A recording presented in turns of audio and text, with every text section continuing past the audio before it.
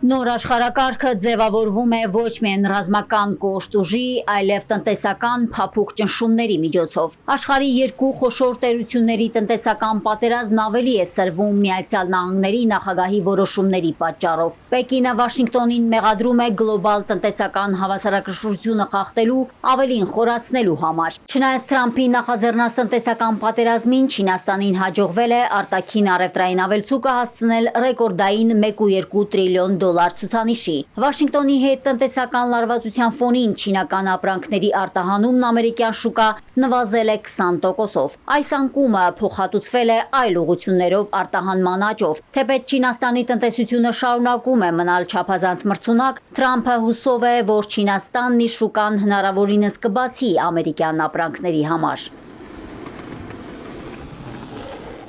Այո, կարծում եմ մենք կարող ենք դա անել։ Մենք կարող ենք այնպես անել, որ Չինաստանի հետ հարաբերությունները լավ ընթանան։ Ինչպես գիտեք, հիանալի հարաբերություններ ունեմ Չինաստանի նախագահ Սի Ցզինփինի հետ։ Չինաստանի հետ շատ գումար ենք աշխատում։ Սպիտակ տան մաքսատուրքերի քաղաքականության փոփոխության շնորհիվ Չինաստանը դարձել է նահանգների ամենախոշոր հարկատուն, պնդում է Դոնալդ Թրամփը։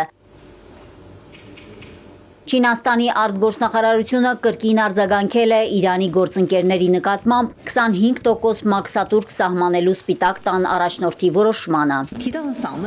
ՄԱԿ-ի կանոնադրության նպատակների և սկզբունքների վրա հիմնված միջազգային իրավունքը միջազգային կարգի անկյունաքարն է և միջազգային վեճերի կարգավորման կարևոր հիմքը։ Միջազգային իրավունքի պահպանումը միջազգային արդարության և արդարադատության պաշտպանության, ինչպես նաև ջունգլիների օրենքի վերադարձը կանխելու բանալին է։ Պեկինը կոչ է արել հարգել միջազգային իրավունքն ու այդ օրենքի համաձայն կատարել ստանձնած պարտավորությունները, սակայն ավելի վաղ Թրամփը հայտարարել էր, որ իրեն պետք չէ միջազգային օրենքը, քանի որ չի պատրաստվում մարդկանց վնասել։ Ինձ միայն կարող է կանգնեցնել իմ սեփական բարոյականությունն ու իմ միտքը, ասել է Միացյալ Նահանգների նախագահը։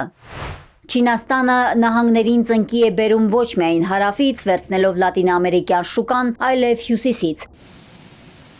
Նահանգների համար լուրջ պատուհաս է նաև Կանադան։ Օտավան ու Պեկինը խորացնում են հարաբերությունները։ Կանադայի վարչապետ Մարկ Քարնին մեկնել է Չինաստան տնտեսական ու անվտանգության ոլորտում երկկողմ գործակցության ընդլայնման հարցերը քննարկելու։ Հենց այս ֆոնին Միացյալ Նահանգների նախագահը Ֆորդ Մակնիշի ավտոարտադրության գործարան այցի շրջանակում կրկին սպառնացել է Կանադային ու Մեքսիկային։ Մեզ պետք չեն Կանադայում կամ Մեքսիկայում արտադրված ավտոմեքենաները։ Մենք ուզում ենք ավտոմեքենաները նահանգներում արտադրել։ Հենց դա էլ այս պահին իրականացնում ենք։ Բոլորը տեղափոխվում են այստեղ Կանադայից, Մեքսիկայից, Ճապոնիայից ու Գերմանիայից, ամբողջ աշխարհից։ Թրամփը հավանական է համարում նաև հարևանների հետ կնքած առևտրային համաձայնագրերից դուրս գալը, քանի որ Սպիտակ տան ղեկավարն առաջնորդվում է իր սեփական օրենքներով։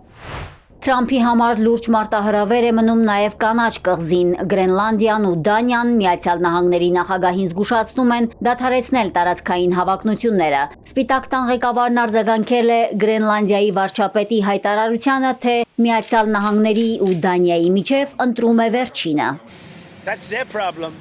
Դա նրանց խնդիրն է։ Ես դրա հետ համաձայն չեմ։ Ես նույնիսկ չեմ էլ ճանաչում նրան, չգիտեմ ով է նա, բայց դա մեծ խնդիր կարող է դառնալ նրա համար։ Թրամփի տարածքային հավակնությունները տնտեսական պատերազմներն ի վերջո վերածվում են առևտրային գործարքների։ Միացյալ Նահանգների նախագահը մտադիր է պարզապես հնարավորինս շուտ գնել մոլորակի ամենամեծ կղզին։ Հակառակ դեպքում այն կարող է հայտնվել ռուսների կամ չինացիների ձեռքում, ինչը նրա պնդմամբ չի բխում նահանգների, Եվրոպայի եւ իհարկե Գրենլանդիայի շահերից։ Կորցնելով Գրենլանդիան, Վաշինգտոնը կկորցնի նաև Արկտիկան վերահսկելու հնարավորությունը։ Մարիկ Օստանյան, Էպիկենտրոն։